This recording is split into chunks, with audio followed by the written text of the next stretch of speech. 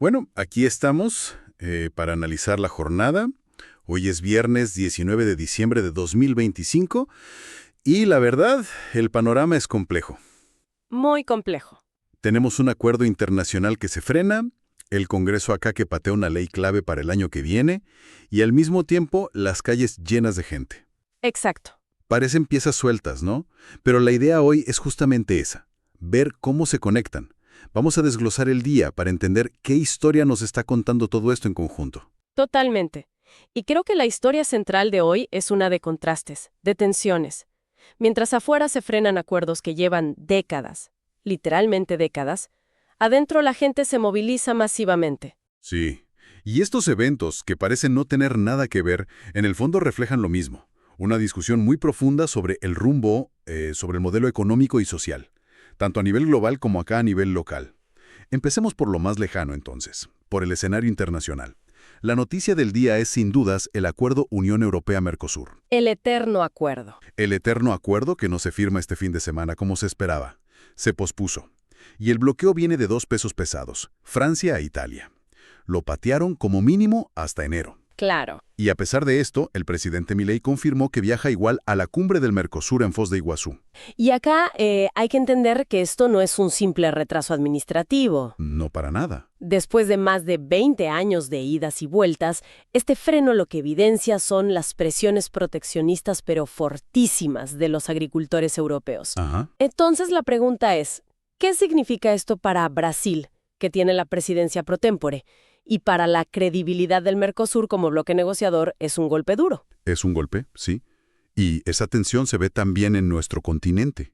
Cambiando un poco el foco, Lula da Silva, el presidente de Brasil, insiste en ofrecerse como mediador. ¿Entre Estados Unidos y Venezuela? Exacto, para evitar un conflicto armado. Pero dijo algo que a mí me llamó la atención. Dijo que no entendía completamente el origen de la tensión. Sugirió que podría haber intereses en el petróleo, minerales o, bueno, un intento de derribar a Maduro. ¿Cómo se lee eso? Mira, es una jugada diplomática muy, pero muy astuta. Al decir no entiendo, él se posiciona como un actor neutral, por encima de las partes, Claro, como el único que puede mediar sin un interés propio. Es un intento de Brasil de construir un polo de poder regional. Pero claro, esa postura choca de frente. choca de frente con la de Estados Unidos, sobre todo con la de Donald Trump. Totalmente. Porque mientras Lula habla de diálogo, de mediar, Trump sale y declara que él no necesita ninguna autorización del Congreso para ordenar ataques contra los carteles en Venezuela. Es la antítesis. Es el diálogo contra la imposición por la fuerza. Son dos mundos, dos visiones completamente opuestas de cómo manejar las relaciones internacionales. Y para cerrar el bloque internacional, hay dos noticias más de Estados Unidos que son bastante distintas entre sí, pero relevantes. A ver, Una es muy trágica. Un accidente aéreo en Carolina del Norte falleció el expiloto de NASCAR Greg Biffle, con toda su familia. qué terrible. Y la otra es una decisión de Trump que puede cambiar muchas cosas. Rebajó la clasificación del cannabis. Sí, de la categoría 1 a la 3. Eso es muy importante. Expliquemos qué significa eso en la práctica. Básicamente, significa sacar al cannabis del grupo de las drogas más peligrosas y sin valor médico, donde estaba junto a la heroína, por ejemplo, ¡Wow! y ponerlo en una categoría de sustancias con potencial terapéutico reconocido. Ojo, no legaliza el uso recreativo a nivel federal, pero es un cambio sísmico, ¿Por qué? porque desbloquea fondos federales, miles de millones de dólares, para investigación médica. Es el Estado diciendo, bueno, quizá la política de los últimos 50 años estuvo equivocada. Dejemos que la ciencia investigue. Es un cambio de paradigma. Un cambio de paradigma total. Bueno, volvamos a Argentina, porque esa tensión que describías, esa puja de poder, se vio clarísima acá. El tema central fue la reforma laboral. Sí, y la noticia fue que el Senado postergó el tratamiento hasta febrero. Y ahí la pregunta es, ¿quién ganó con esto? Buena pregunta. A primera vista parece una victoria de la oposición que frenó la ley. Claro, lo celebraron así. Pero si lo miras más fino, puede ser una maniobra estratégica del oficialismo. Ganan tiempo, descompriman la calle justo antes de las fiestas. Y se dan 2 meses para negociar voto por voto lo que les falta. Exactamente. No es una derrota, Es una retirada táctica para volver más fuertes. Mientras tanto, la respuesta social fue contundente. La CGT lideró una movilización masiva en Plaza de Mayo. Masiva, sí. Advirtieron con un paro general. Dijeron que el gobierno busca romper el contrato social.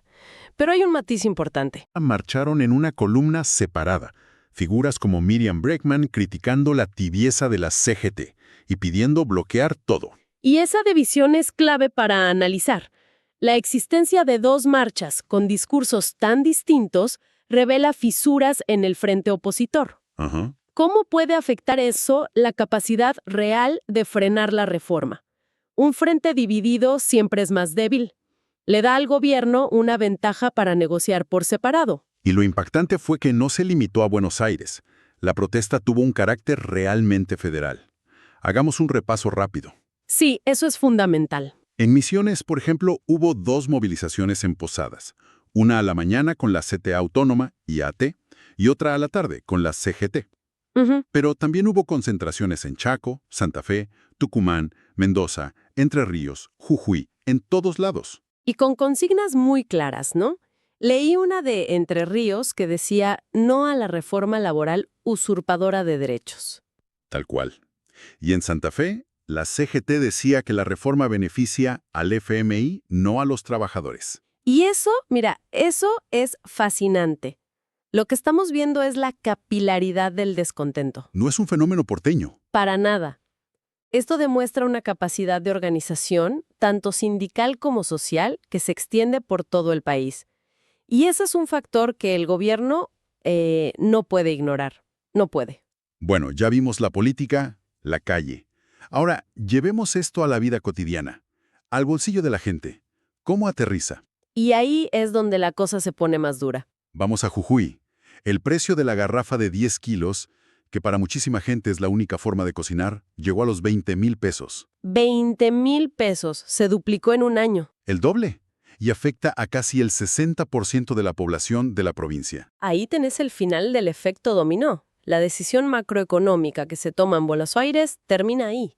En esa garrafa que una familia no sabe si va a poder comprar. Es la economía real. Y en Tucumán, otro ejemplo. El boleto de colectivo urbano subió a 1.250 pesos. Uf, es el costo de ir a trabajar, de moverse. Y son noticias que a veces se pierden en el ruido de la gran política, pero que definen el día a día. Y hay otros temas que también dibujan este panorama. En el ámbito de la justicia, por ejemplo, hay un caso en La Rioja que es terrible. El de la niña arcoíris. Sí, una nena de casi 10 años denunció a su padre por abuso, y una jueza la obligó a revincularse con él. Es devastador. Y pone sobre la mesa una falla estructural del sistema, ¿no? Como la justicia a veces opera con una lógica que parece totalmente alejada de la protección de las víctimas. Y hablando de justicia, otro dato, pero a nivel nacional. Por primera vez en los juicios de lesa humanidad de 2025, hubo más absueltos que condenados. Un dato estadístico e inédito, sí. Mencionan el caso de Chubut, con condenas, pero también varias absoluciones. Y un último apunte judicial. La Corte Suprema ratificó que Cristina Kirchner deberá continuar usando la tobillera electrónica en su prisión domiciliaria. Bueno, un mosaico de noticias que va desde la macroeconomía hasta la seguridad pública. En La Pampa, por ejemplo, hay una alerta por posible cocaína adulterada. Sí, una alerta preventiva, después de casos muy graves que hubo en Neuquén. Y en Córdoba se investigan 14 partos con desenlace fatal en la maternidad provincial. Es un número altísimo. En Salta también temas de salud. Refuerzan la vigilancia por la variante H3N2 de la gripe A. Y una denuncia ambiental muy seria, la del ganadero de Metán. Exacto. Denuncia la muerte de 14 vacas por la presunta contaminación del río Yatasto con agroquímicos. Y todo esto, si te fijas, vuelve al punto inicial, son las noticias locales, las provinciales, las que actúan como el termómetro real del país. Claro. Muestran cómo las grandes decisiones y las fallas estructurales golpean directamente en la vida de la gente, muy lejos de los debates de la capital. Bueno, traigamos el foco de vuelta a Misiones para cerrar, con información más de servicio para el día y el fin de semana. Perfecto. Primero, el clima. Se viene un viernes muy caluroso, con máximas de hasta 37 grados en Apóstoles. A cuidarse del calor. Totalmente. En las rutas, la 12, 14, 101 y 105, la circulación es normal.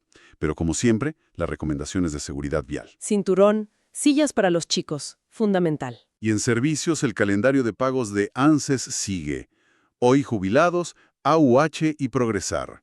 También hay avisos de Limusa con su quirófano móvil. Y los operativos municipales de mañana. Importante recordarlos.